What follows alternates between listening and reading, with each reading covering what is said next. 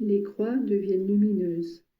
Ma fille bien-aimée, accrois ta foi, ton espérance et ton amour, puisque tous les hommes ont besoin de ces trois vertus afin de pouvoir jouir d'une grande paix et avoir confiance en Dieu et dans les hommes. Par la foi, tu as la patience et la force qui te vient d'elle adoucit tes croix.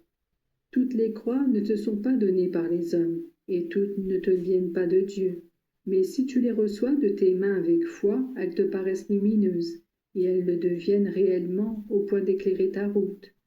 Quant à l'espérance, elle te montre le ciel, lieu de gloire, où la récompense de tout ce que tu auras supporté au cours de ta vie en état de grâce, et par amour pour Dieu, te sera octroyée par lui pour l'éternité.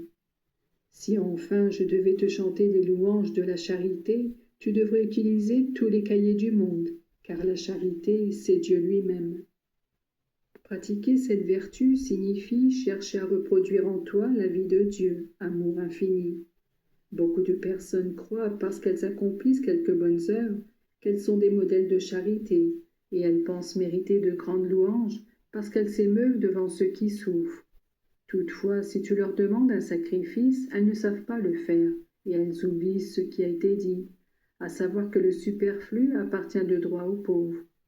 Lorsque moi je parle de charité, j'entends te parler de cet amour qui se donne aux autres dans la mesure même où il s'adresse à toi, de la manière dont tu désires être traitée, aidée, comprise, pardonnée. Tu désires toi-même comprendre les autres, les aider et leur pardonner, et tout cela dans la lumière de ce Dieu, et par amour de ce Dieu qui, voulant ton bonheur, est jaloux de ton cœur, jusqu'à vouloir être le maître de tous tes sentiments. Rappelle-toi souvent ces pensées, et tu ressentiras continuellement en toi le désir de te renouveler et de te convertir à Dieu par une vie plus établie en lui, dans le désir de ses biens éternels. Aime Dieu de tout ton cœur, de tout ton esprit et de toutes tes forces, et il te sera facile d'aimer ton prochain comme toi-même, par amour pour lui.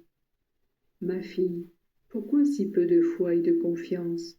Ne t'a-t-il pas été dit que tu dois seulement prier? Reste tranquille, tout est conduit par Dieu qui sait tirer le bien du mal lui-même.